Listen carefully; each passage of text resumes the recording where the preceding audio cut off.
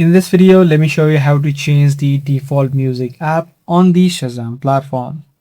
So if you're trying to change the default application, the song plays inside of Shazam. What you simply need to do is head over to the library section and then make sure you head over to the settings option, which is the gear icon that would be visible on the top left of the screen.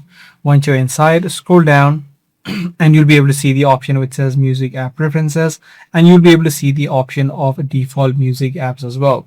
Now let's say if you're trying to set Spotify as your default application or the default music app, make sure Spotify is already installed and logged in on your device, so that you can simply tap on the Spotify option, tap on set default, and make sure that you turn on the sync as well. So you can simply tap on turn on sync, and all of the music library that is available on Shazam will be automatically connected with your Spotify.